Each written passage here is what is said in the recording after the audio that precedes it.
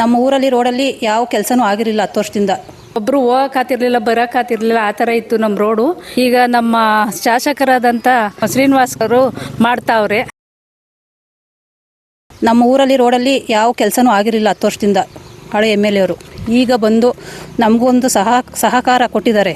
ನಾವು ಕೇಳಿದ ತಕ್ಷಣ ಪಾಪ ಅವರು ಆಯಿತು ಮೇಡಮ್ ಕೆಲಸ ಮಾಡಿದ್ದಾರೆ, 2 ಕೋಟಿ ಹಾಕೊಂಡು ಕೊಟ್ಟಿದ್ದಾರೆ. ತುಂಬ ಅನುಕೂಲ ಆಗ್ತಿದೆ ಎಲ್ಲ ಮಕ್ಕಳಿಗೂ, ಶಾಲಾ ಮಕ್ಕಳಿಗೆಲ್ಲನೂ. ಮತ್ತು ಗೃಹಲಕ್ಷ್ಮಿ ದುಡ್ಡು 2,000 ರೂಪಾಯಿ ಎಜುಕೇಷನ್ಗೆ ನಾವು ಎಜುಕೇಷನ್ಗೆ ಬಳಸ್ಕೊಂಡಿದ್ದೀವಿ ಸರ್. ನನ್ನ ಮಕ್ಕಳಿಗೆ ತುಂಬ ಹೆಲ್ಪ್ ಆಗ್ತಿದೆ. ಬಡವ್ರಿಗೆ ಬಸ್ ಫ್ರೀ ಮತ್ತು ಕರೆಂಟ್ ಬಿಲ್ ಫ್ರೀ, ಎಲ್ಲ ರೇಷನ್ ಫ್ರೀ ಕೊಡ್ತಿದ್ದಾರೆ. ಎಲ್ಲ ಅನುಕೂಲ ಆಗ್ತಿದೆ. ಕಾಂಗ್ರೆಸ್ ಸರ್ಕಾರ ಮಹಿಳೆಯರಿಗೆ ತುಂಬ ಅನುಕೂಲ ಆಗ್ತಿದೆ.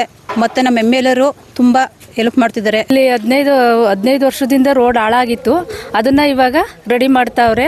ಬರೀ 2 ವರ್ಷದಿಂದ ಈಚೆಗೆ ಇದನ್ನು ಇದು ಮಾಡಿಕೊಟ್ಟಿರೋದು, ಅದನ್ನು ಚೆನ್ನಾಗಿ ಇವಾಗ ರೆಡಿ ಮಾಡ್ತಾವ್ರೆ.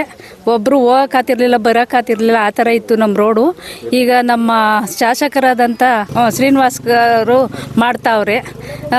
ಆಮೇಲೆ ನಮಗೆ ಇನ್ನೊಂದು ಗೃಹಲಕ್ಷ್ಮಿ ಯೋಜನೆ ಅಂತ ಅದೆಲ್ಲ ಬರ್ತಾ ಇರಲಿಲ್ಲ, ಅದನ್ನೆಲ್ಲ ಇವಾಗ ಕ್ಲೀನಾಗಿ ಬರ್ತಾ ಇದೆ. ತಿಂಗಳಲ್ಲಿ ಹಣ ಬರ್ತಾ ಇದೆ. ಒಳ್ಳೆ ಕೆಲಸನ ಮಾಡ್ತಾವ್ರೆ ನಮ್ಮೂರು ರಸ್ತೆಗೆ.